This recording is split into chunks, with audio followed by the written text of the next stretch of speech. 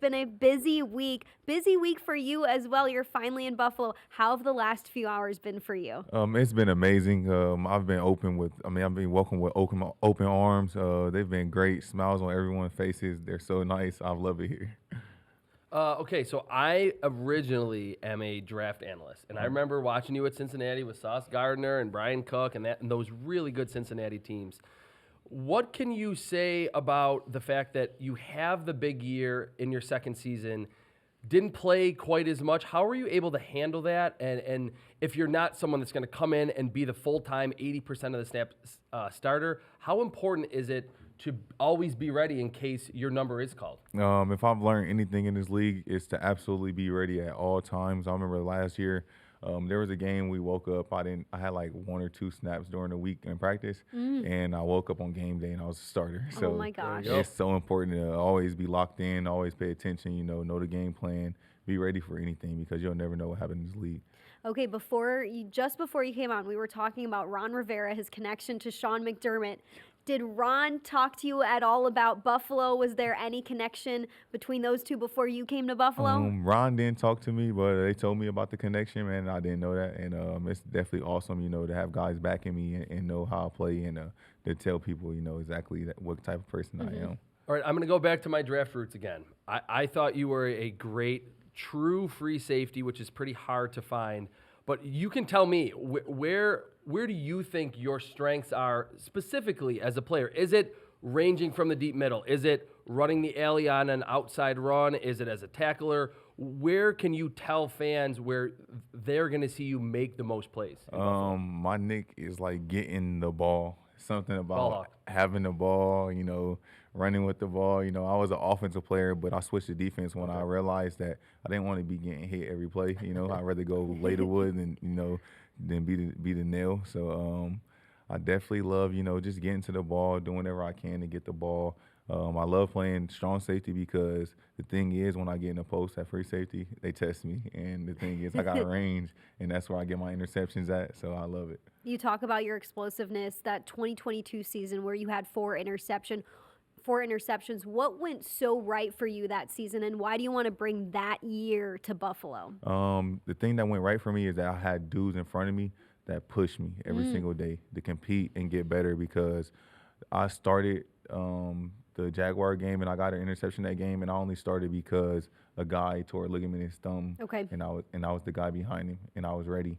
And I went out there and I played my heart out, and that's when people started to notice me. So it's just so important to really be ready, and compete at all times. My thought for you on this team is that, again, maybe not going to be handed a job right away. And the Bills coaching staff, the GM has said, like, it doesn't matter if you're a first rounder, if you're a free agent signee, everyone's going to compete for jobs.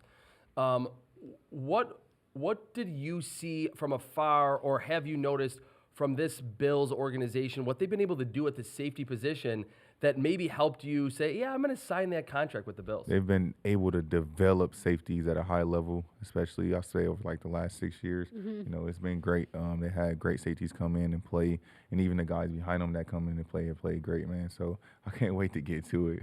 Yeah, this defense, especially last year and even the year before, they faced lots of injuries to their secondary, and it was like, okay, now another safety or corner is down, and the guys who step up in their absence may not be first rounders or second rounders. Some of them were undrafted. Some of them were fifth rounders, but they were so ready for the opportunity and made explosive plays. So you talk about how this staff has been able to develop guys, and we see it every single season.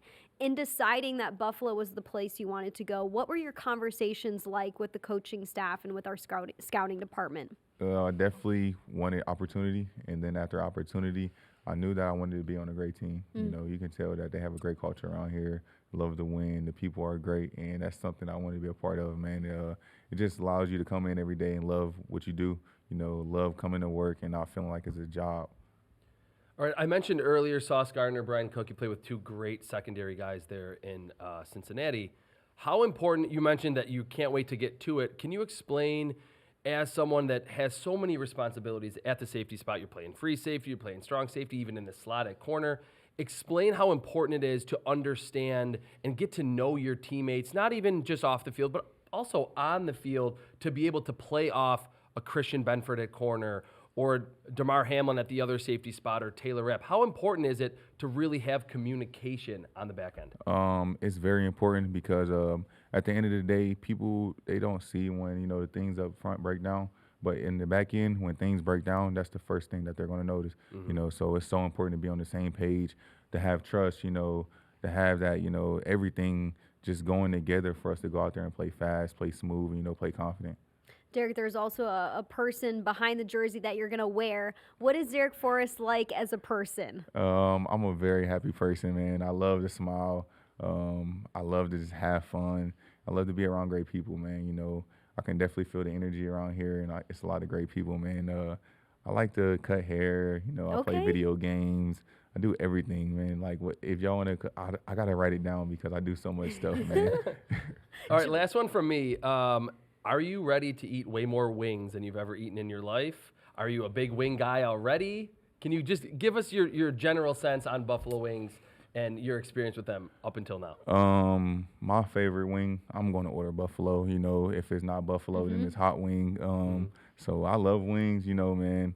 A lot of people barbecue guys, man. I'm not no barbecue guy. I'm a Oh, buffalo that's guy, good news. like a little spicy, man. Okay. Darrick, you're in the Gotcha. right place for wings. You spoke about cutting hair, doing a lot of things. My wheels are churning of players who I think you're going to vibe with. One of those guys is Jamarcus Ingram, who also likes to cut hair in his free time. Will sometimes do it in the field house. After practice, he'll help some guys with haircuts, and also just has a running list of random things that he loves to do and random things that he's really good at. He wrote a children's book this offseason. So somebody who's going to be near you and in the defensive backs unit. So excited for you to get to meet him and everybody else in this building. But we just want to say a big welcome to Buffalo to you. We're so excited for you to join this defense. Thank you so much, and I appreciate y'all for having me here.